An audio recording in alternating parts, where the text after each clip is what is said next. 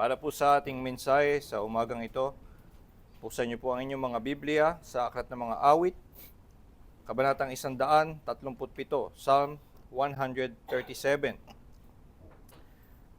Bilang unang linggo ng taon, tayo ay humaharap sa isang buong panibagong taon at marahil tayo ay merong mga gustong baguhin sa darating na taon mula sa ating mga sa nakaraan. Gusto natin na may maidagdag o maalis na tingin nating makapagdagdag sa ating kagalakan o maalis ang ilang mga sagabal sa ating paglago. Ngunit sa ating lakad bilang mga Kristiyano ay sa isang banda maaari nating maunawaan na patuloy lang ang ating dati pang ginagawa at ito'y hindi titigil hanggat sa ating huling hininga dito sa lupa. Tulad nga ng sinasabi ni Pablo sa mga taga-Tesalonica, 1 Thessalonians 4, just as you are doing, do so more and more. Tulad ng inyo nang ginagawa ay gawin nyo pang lalo. Ito'y lumago sa pag-ibig, matuklasan pa ano pang mga kasalanan ang nananatili sa ating puso, ano pang mga bahagi ng kautusan ng Diyos ang hindi natin nagagampanan, at paano pa mapapalakas ang ating pananampalataya. Kaya tayo'y magpatuloy sa ating pag-aaral ng aklat ng mga awit.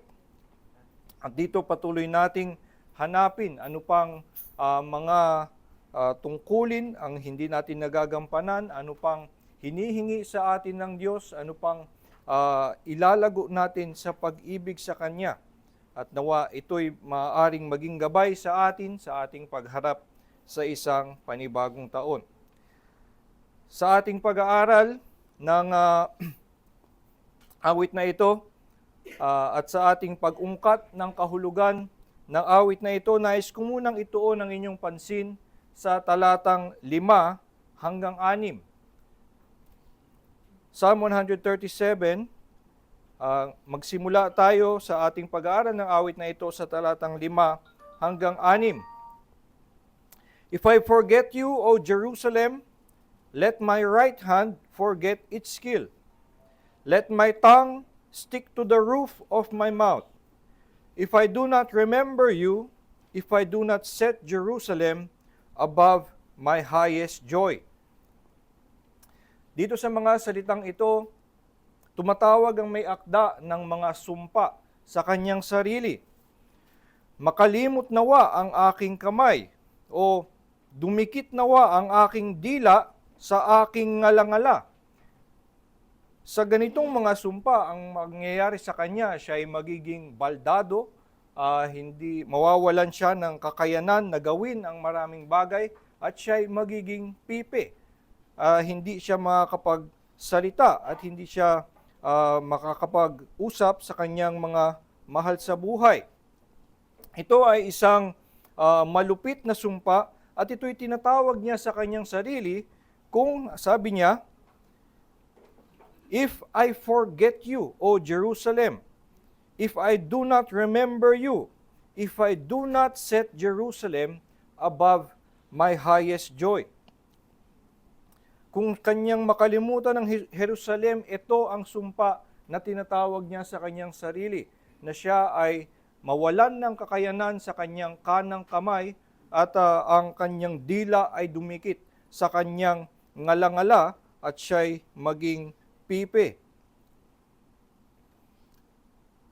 Kung kanyang nakikita na ang ganitong sumpa, malupit na sumpa, ay karapat-dapat na matanggap sa pagkalimot sa Israel, sa Jerusalem, kung sa kanyang pananaw ay ito'y dapat lamang mangyari kung hindi niya kilalanin ang kahalagahan ng Jerusalem, mauunawaan natin na sa puso ng may akda, ang pagkalimot sa Jerusalem ay isang mabigat na kasalanan.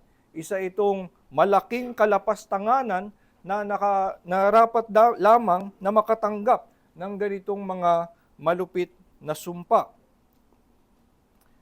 At kung ating alalahanin na ang mga salitang ito ay hindi lamang mga pribadong saloobin ng isang hindi kilalang Hudyo, kundi mga salitang kinasihan ng Diyos na ihininga ng Diyos para sa atin, at ito'y kanyang itinuturo sa atin na maging awit din ng ating mga puso. Masasabi natin na layunin ng Diyos at kanyang kagustuhan na tayo rin ay magkaroon ng ganitong klaseng saloobin, na maging kapareho ang ating puso, na makita na ang kahalagahan ng Jerusalem ay dapat maging napakataas sa ating puso, na ang pagkalimot dito, ang pagtalikod dito ay maging makita nating isang kalapastanganan na karapat dapat makatanggap ng mga malupit na sumpa. At ito nga ang mensahe na nais kong idiin sa atin ngayong umaga, na ang dapat na mangibabaw sa ating mga puso ay ang pag-ibig sa iglesia ng Diyos. Ang dapat na mangibabaw sa ating mga puso ay ang pag-ibig sa iglesia ng Diyos. Sa ating ngang pagharap sa isang panibagong taon, siguro tayo, marami sa atin ay gumawa tulad ng kagawian ng marami ng mga resolusyon. Hindi man isang formal na tayo ay nagsusulat o naglilista ng mga plano natin, siguro tayo ay nag-reflect at nag-isip ano kaya ang mga gusto kong magbago sa panibagong taon. At siguro meron tayong mga hangarin na gusto nating makamit, gusto nating maabot sa mga darating na araw.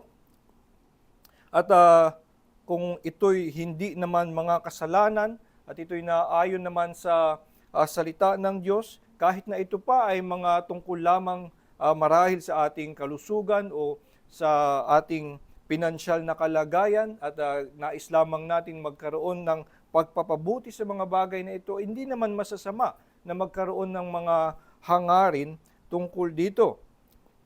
Ngunit dapat mapaalala sa atin at pinapaalala sa atin ng salitang ito ang isang bagay na dapat nangingibabaw sa mga puso ng mga niligtas ng Diyos, ay ang kapakanan ng kanyang iglesia, na dapat ito ay na maging ang pagkakasabi ng may akda, set above our highest joy. Ito ang dapat na maging hinahanap natin, at kung anuman ang ating mga hangarin, ito'y sumusunod lamang at pinangingibabawan ito ng pag-ibig natin sa iglesia. Kaya ito nga ang mensahe na dapat sa ating mga puso, sa mga tinubos ng Diyos, ang nangingibabaw ay pag-ibig sa kanyang iglesia. Bakit kailangan na ang iglesia, bakit karapat dapat ang iglesia na makatanggap ng ganitong klasing taimtim na pag-ibig? Well, una sa lahat, dapat nating maunawaan na ang iglesia ay ang tahanan ng presensya ng Diyos. Dito sa awit na ating pinag-aaralan, kaya't ang kanyang binabanggit ay Jerusalem, at ang kanyang nakikitaan na hindi dapat kalimutan, na dapat ilagay sa ibabaw ng kanyang pinakamataas na kaligayahan ay ang Jerusalem, hindi dahil ang Jerusalem ay may magagandang tanawin o meron lamang siyang sentimental attachment doon sa geographical location ng Jerusalem. Una nating mababasa ang lugar ng Jerusalem sa aklat ni Joshua, at ang Jerusalem nung panahon na yun na isa pang kalaban, may ibang hari at isa ito sa kanilang mga kalabang bayan.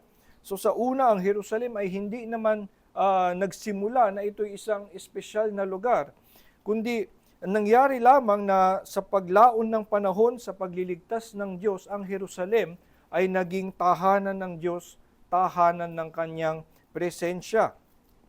At kaya naging espesyal ang Jerusalem sa bayan ng Israel, ay dahil ito ang pinili ng Diyos na maging tahanan ng kanyang presensya. Ito'y sinasabi ng Diyos sa 2 Chronicles 6:6. Dito sinasabi mula sa verse 5, dito ang Diyos daw ang nagsasalita. Sabi ni Solomon, Since the day that I brought my people out of the land of Egypt, I chose no city out of all the tribes of Israel in which to build a house, that my name might be there. And I chose no man as prince over my people Israel. But I have chosen Jerusalem, that my name may be there. Dito natin makikita kung paanong nagkaroon ng pagtatangi sa Jerusalem. Ito ay dahil lamang pinili ito ng Diyos na maging lugar na pananahanan ng kanyang presensya. At kung ito ang kahalagahan ng Jerusalem at hindi doon sa mismong lugar, hindi ito nakatali doon sa lugar mismo, masasabi natin na kung saan man matatagpuan ang ganitong espesyal na presensya ng Diyos, dapat meron tayong ganoong paggalang at pagkilala na ito'y isang mahalagang lugar. Makikita nga natin pagdating sa bagong tipan ay hindi tinatali ng mga apostol sa Jerusalem itong presensya ng Diyos. At matandaan natin na ang mga apostol ay sila'y mga Hudyo din.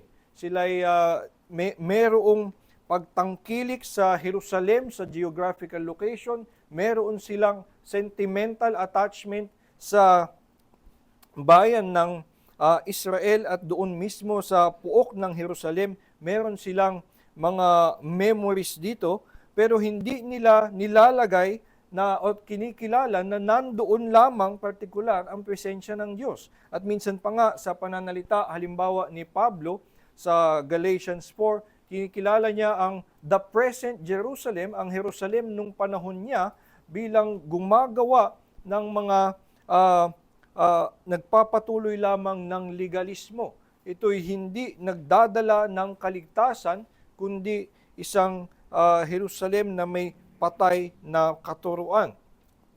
So, hindi na tinatali pagdating sa bagong tipan yung presensya ng Diyos doon sa Jerusalem. At hindi nga kailanman talaga na yung Jerusalem mismo ang kanilang iniibig, kundi at yung Jerusalem ay kanilang ikinagagalak at ipinagpapasalamat dahil doon nananahan ang presensya ng Diyos. Kaya kung tulad ng Jerusalem na pinanahanan ng presensya ng Diyos, ay ang iglesia ay pinanahanan ng presensya ng Diyos, ang iglesia rin ay karapat-dapat na makatanggap ng ganitong pagpapahalaga mula sa mga mananampalataya.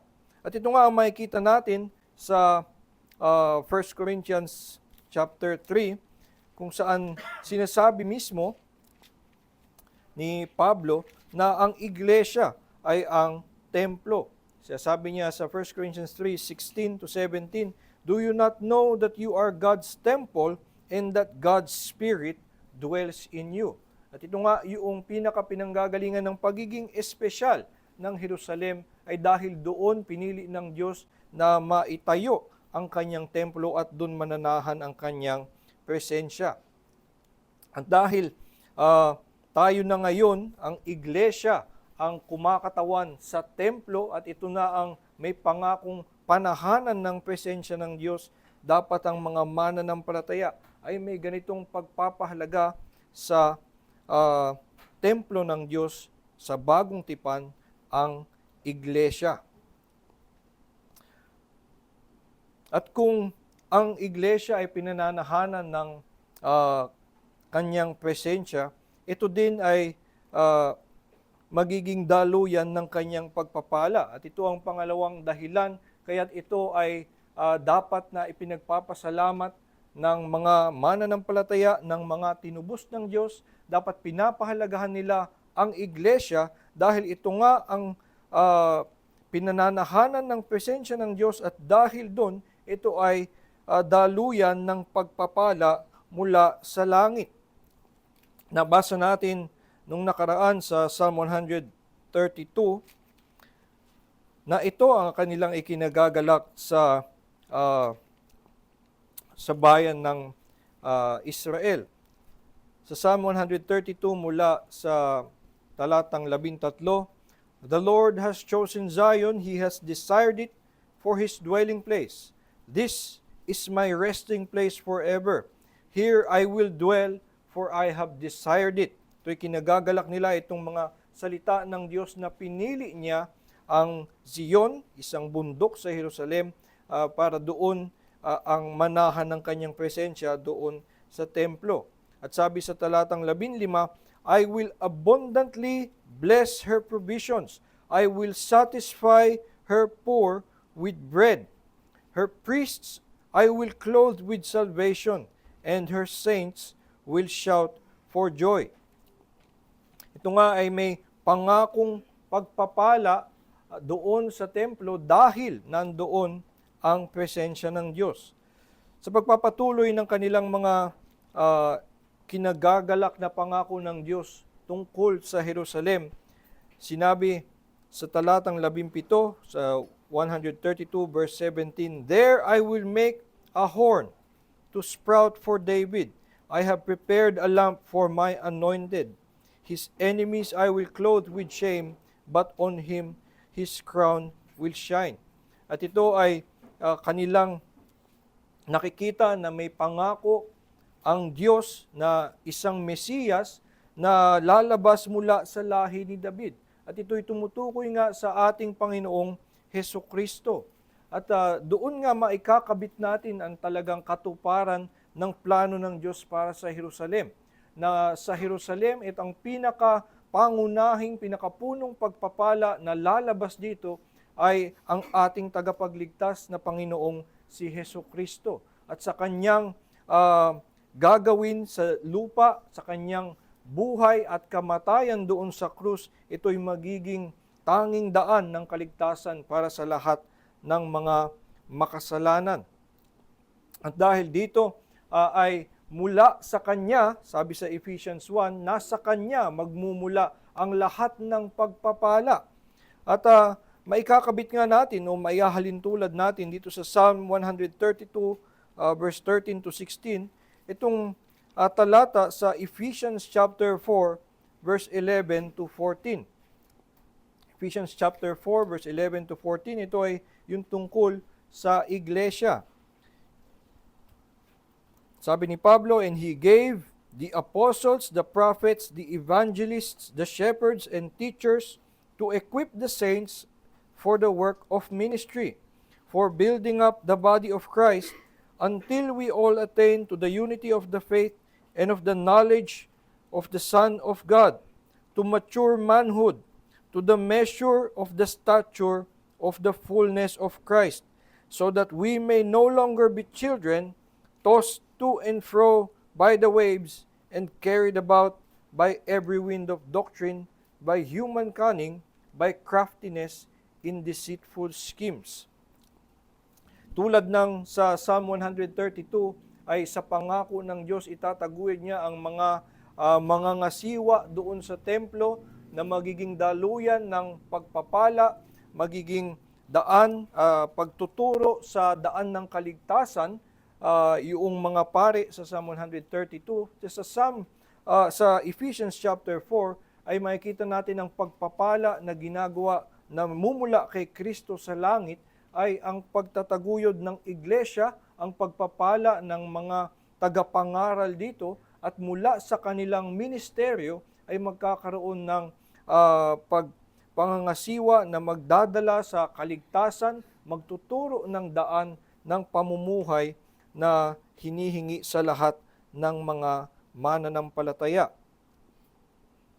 At kaya nga, tulad na ang Jerusalem na pinili ng Diyos na panahanan ng kanyang presensya ay naging daluyan ng pagpapala, ng mga dakilang pagpapala, at dahil dito ay naging ganun na lamang ang kanilang pagsinta doon sa puok ng Jerusalem.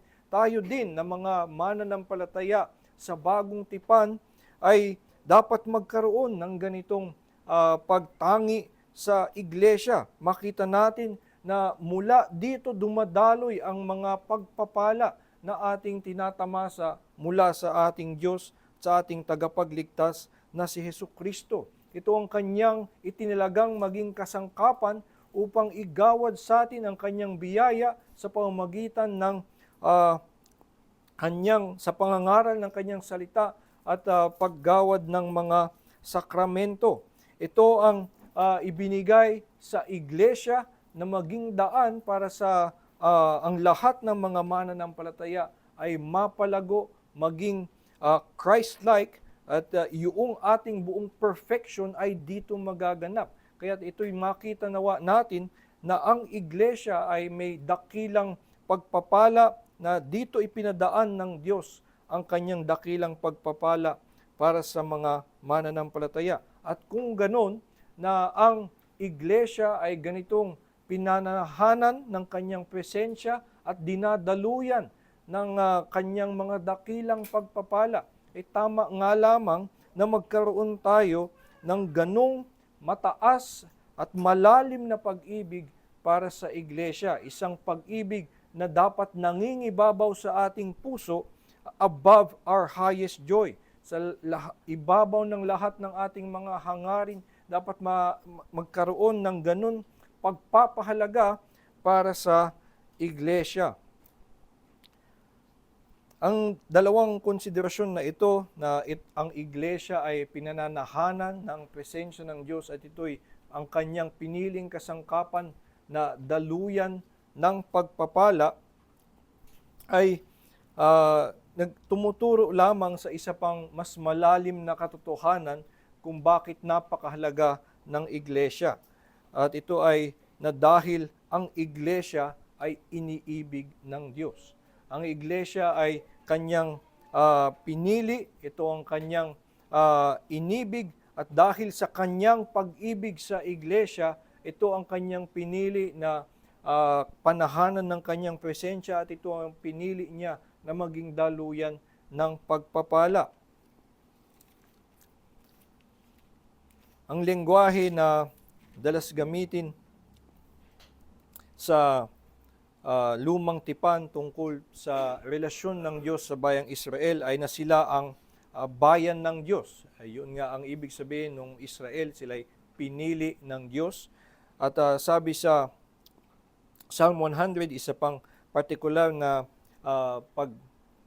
pag-spell out ng special na relationship ng Israel sa Diyos. Know that the Lord, He is God. It is He who made us, and we are His.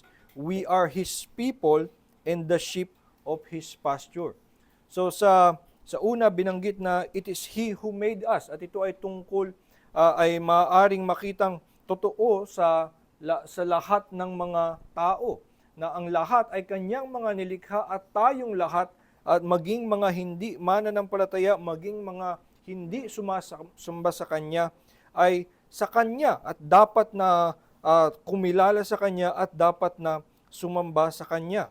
Pero mayroong ibang partikular at espesyal na relasyon ang bayang Israel sa Diyos. At itong kanilang masasabi, we are His people.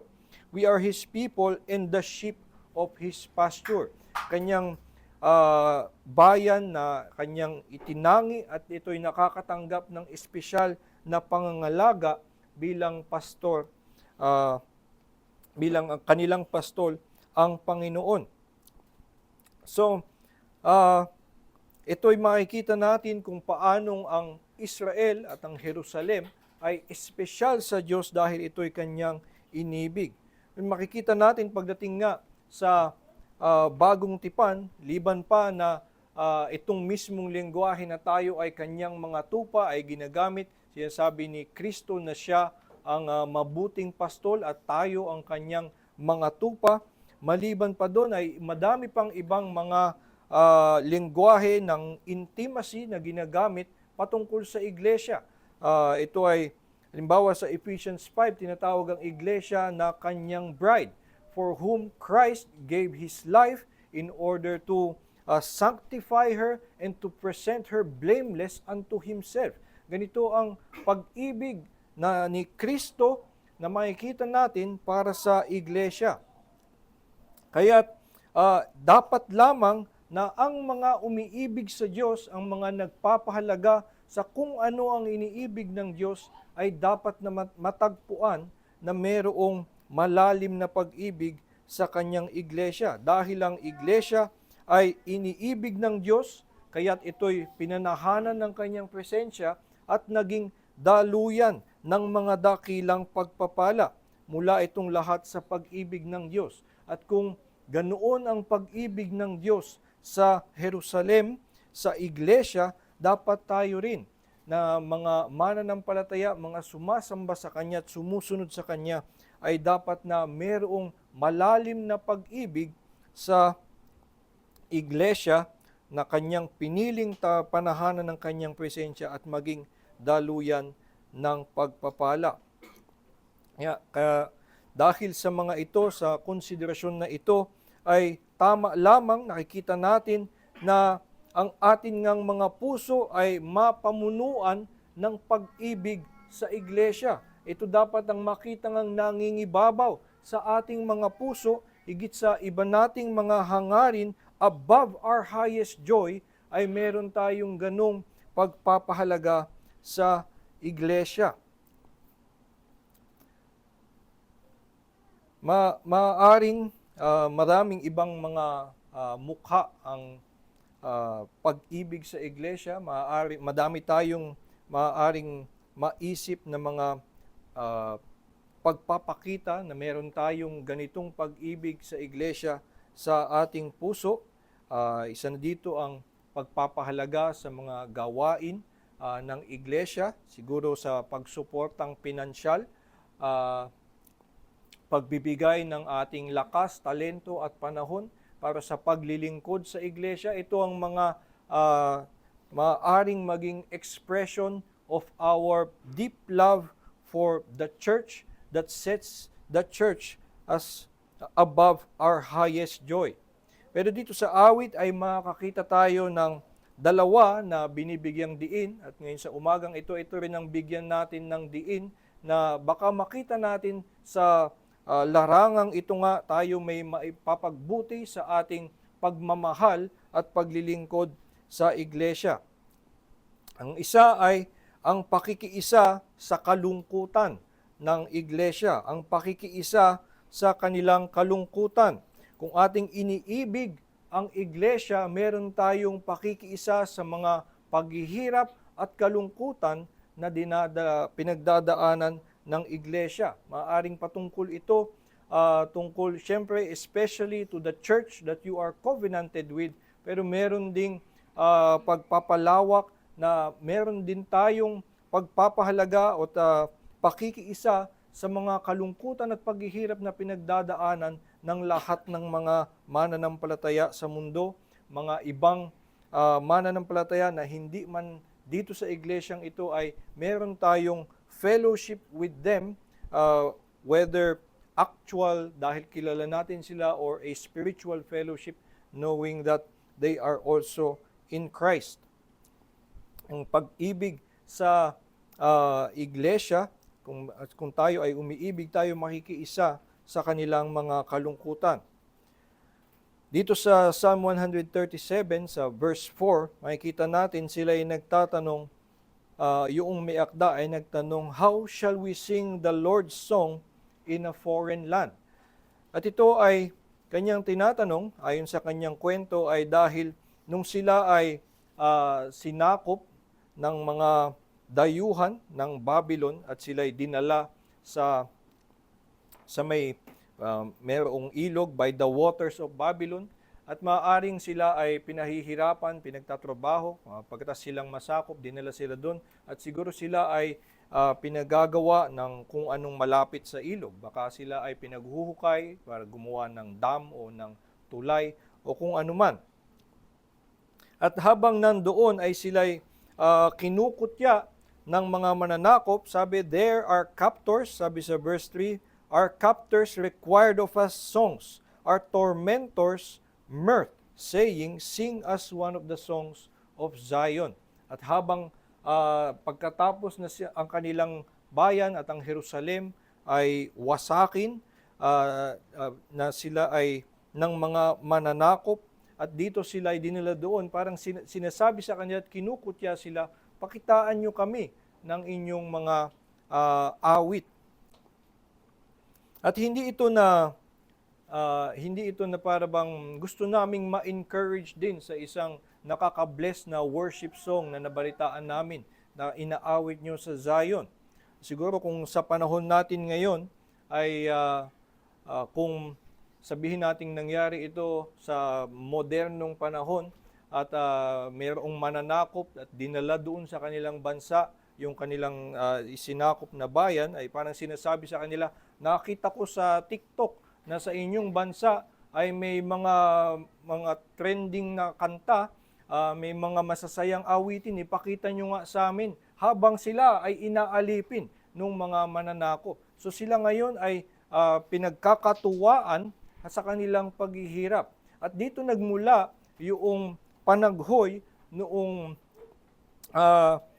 may akda, kaya niya sinasabi, paano ako aawit dito sa dayuhang bayan, in a foreign land, paano ako aawit dito? At dito nga nagmumula yung kanyang sinasabi na kung kalimutan ko ang Jerusalem, naway mawalan ng kakayanan ng aking kanang kamay at dumikit ang aking dila sa aking ngala-ngala.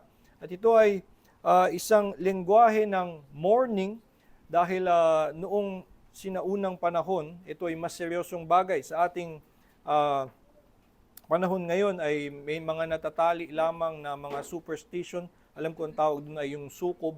Kapag may namatay kailan lang, ay hindi dapat kayo magkaroon ng mga party, halimbawa ng isang kasal. Dahil sa superstition ay kung meron kakamatay lamang at ikaw ay ngayon ikinasal, mamalasin yung inyong pag-aasawa. Pero noong unang panahon, ito ay isa lamang moral decency na kung ang mahal nyo sa buhay ay dumaan sa isang kalungkutan, ang inyong pamilya ay mayroong pinagdadaan ng kalungkutan, hindi akma na ilang panahon lamang ang dumaan ay kayo ngayon ay nagsasaya. So, ito ang sinasabing hindi ko dapat kalimutan ang Jerusalem at dapat kong alalahanin ang Jerusalem dahil dumaan ang Jerusalem sa ganitong kasamaan, hindi ako dapat nagsasaya. So, ito ang tinuturo sa atin kung ang ating pag-ibig sa iglesia, kung saan nananahan ang presensya ng Diyos, ay ganito rin na dapat nangingibabaw sa ating puso ang kanyang kapakanan kung ang iglesia ay dumadaan sa paghihirap at kalungkutan, dapat tayo ay mayroong pakikiisa. At ang mga paghihirap na pagdadaanan ay atin ding ikalulungkot. Kung anuman ang kanilang ikinalulugmok, ito ay ating sasakit din sa ating puso. Maaaring ang iglesia, ang ating particular na iglesia ay dumaan sa mga paghihirap. Ang pinaka-usual na pinagdadaan ng struggle ay financial struggle. Pero alam natin na ang mga mas mabigat na pagdadaanan ay kung mayroong kasalanan. At sa ibang mga iglesia na nababalitaan natin, nagkakaroon minsan ng mga pastor na nauhulog sa isang scandalous sin.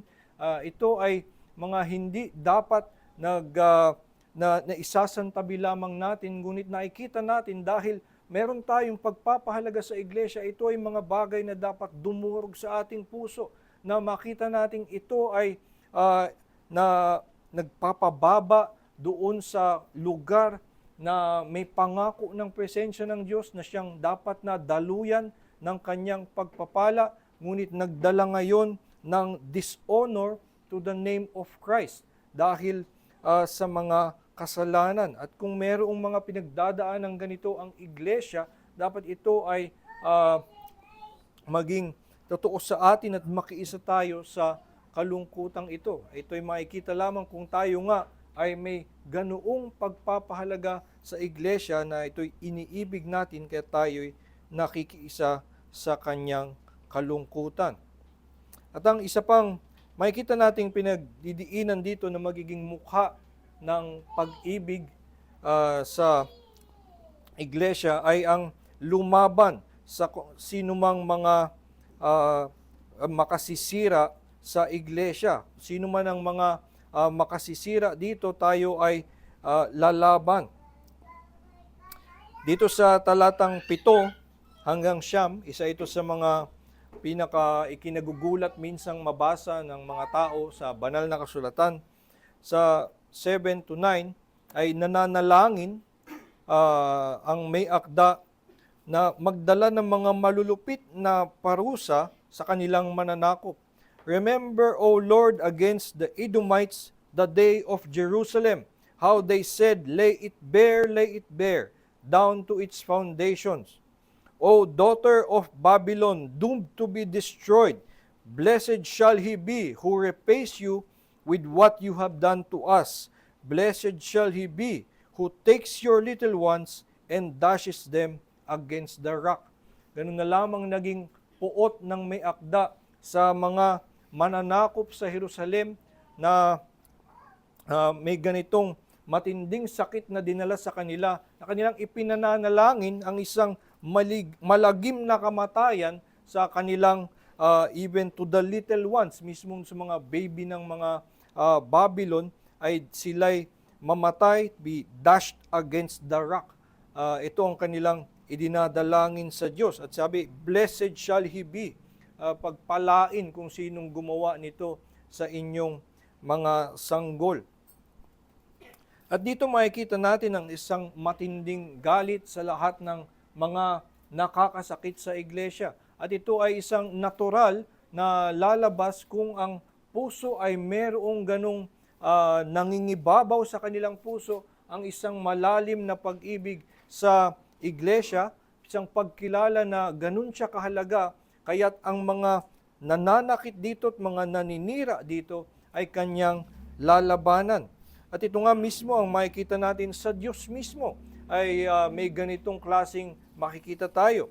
Nung nagpakilala ang Diyos kay Pharaoh upang siya ibigyan ng babala na dapat niyang papalayain ang kanyang bayan, ang sabi ng Diyos kay Pharaoh, Israel is my firstborn son. If you do not let them go, I will kill your firstborn son. Ganito ang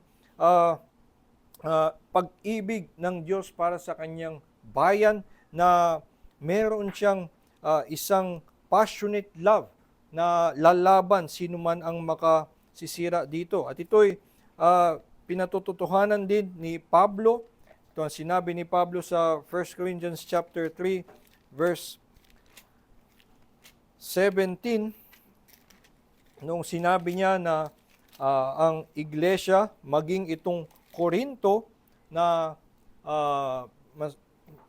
masasabi nating isang iglesia na punong-puno ng maraming mga kasalanan, isang kahihiyan, ay sabi, do you not know that you are God's temple and that God's Spirit dwells in you? If anyone destroys God's temple, God will destroy him. For God's temple is holy and you are that temple.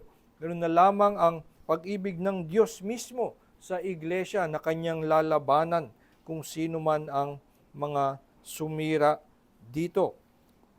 Kaya't itong ganitong lengguwahe at ganitong paglaban sa mga kaaway ay makikita actually natin hindi na sa mga kalabang bansa, dahil nung panahon ng lumang tipan ang mga kalaban na sisira sa pagsamba sa Diyos sa Jerusalem ay mga kalabang bansa na gusto silang sakupin. Pero ang makikita natin na ganitong klaseng passion against enemies ay matatagpuan natin halimbawa kay Pablo sa Galatians chapter 1. Ang kanyang binibigyan ng ganitong klaseng sumpa tulad ng sa Psalm 137 na sinusumpa yung mga nagdala ng paghihirap sa Jerusalem. Ang kanyang sinusumpa ay kung sino man ang magdala ng ibang ebanghelyo. Kung sino man ang magdala ng ibang ebanghelyo na sa ipinangaral namin sa iyo, kahit isa sa amin na mga apostol, kahit anghel ang magdala ng isang mensahe sa inyo na iba sa itinuro namin, let him be anathema.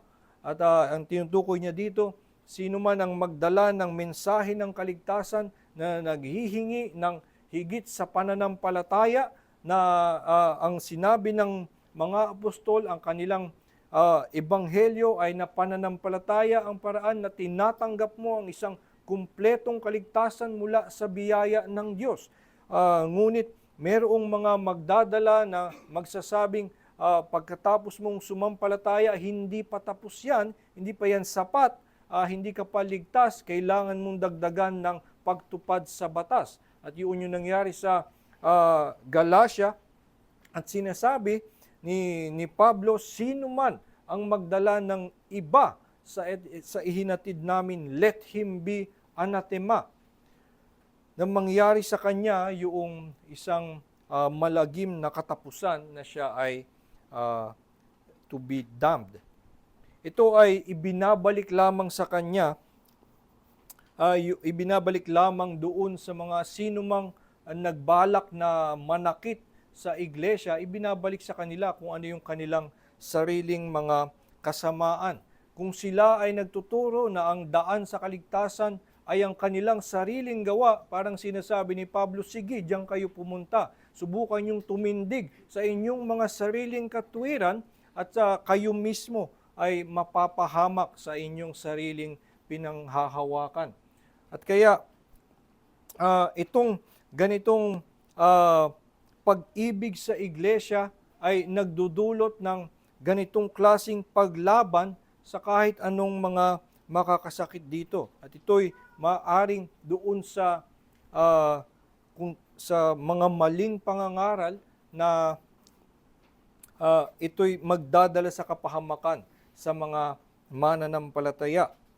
Ay isang hamon sa atin na magkaroon ng pagpapahalaga sa katotohanan, sa doktrina, na makita natin na ang mga salita ng Diyos at ang tamang pag-unawa sa Ebanghelyo ay isang napakahalaga sa atin, at ang paglihis dito ay magdadala sa kapahamakan, lalo na sa mga mahihina. At kung sila ay madala sa maling katuruan, ay ito'y magdadala sa kanila sa matinding kapahamakan. Kaya tayo dapat ay magkaroon ng pag-ibig sa iglesia na mayroong pagpapahalaga doon sa kanyang kapakanan, at makita natin na maaaring maging ang katuruan, maling katuruan, ay isang matinding kapahamakan ang madala.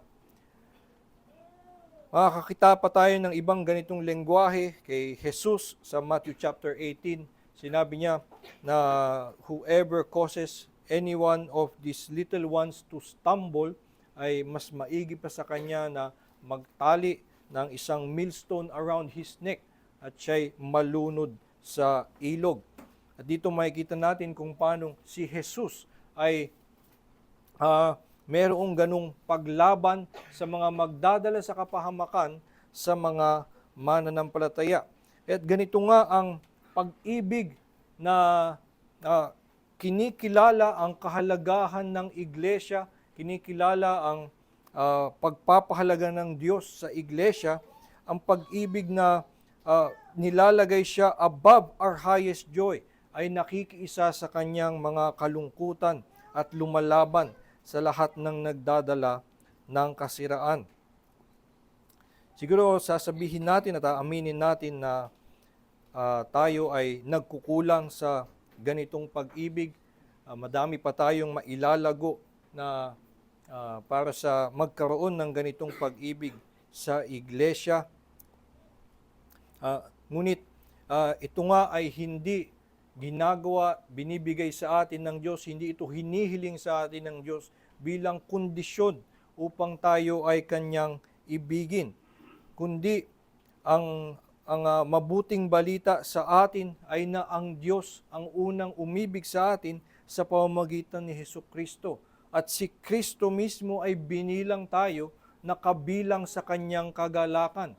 Tayo ay naging itinali niya ang Kanyang sariling kagalakan at kaluwalhatian doon sa kapakanan ng iglesia. Kaya para sa Kanya, hindi maaaring siya ay matapos sa Kanyang gawain, hindi siya magkakaroon ng sariling kaligayahan kung hindi niya nga madala ang lahat ng ibinigay sa Kanya ng Ama. Ganoon ang pag-ibig ni Kristo sa iglesia, ganoon ang pag-ibig ni Kristo sa atin. At kung atin ngang lalo pang maunawaan ang lalim ng pag-ibig na ito, marahil maaari na tayo ay magkaroon ng ganitong tugon sa Kanya na atin nga ding pahalagahan ang pag-ibig, ang iglesia, for whom Christ died. Kung makita natin anong matamis at kahangahangang biyaya ang ipinagkakaloob sa atin ng Diyos sa pamamagitan ng iglesia, na anong klasing pag-ibig ang ibinigay ng Diyos sa iglesia at sa atin.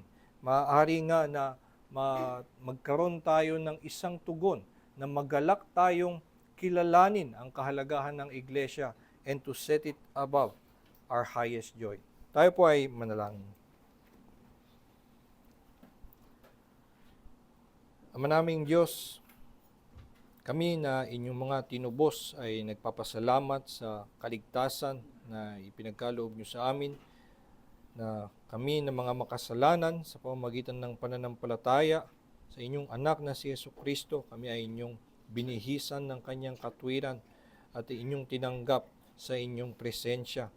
Papasalamat kami sa isang dakilat kahangahangang kaligtasan na ito at pinupuri namin ang inyong biyaya at kaluwalhatian. Inaamin nga namin, Panginoon, na bagamat kami ay may pagkilala ng inyong kabutihan, kami ay nagkukulang pa rin sa pag-ibig sa iyo, kami nagkukulang pa rin sa pagkilala sa kahalagahan ng iglesia sa aming buhay.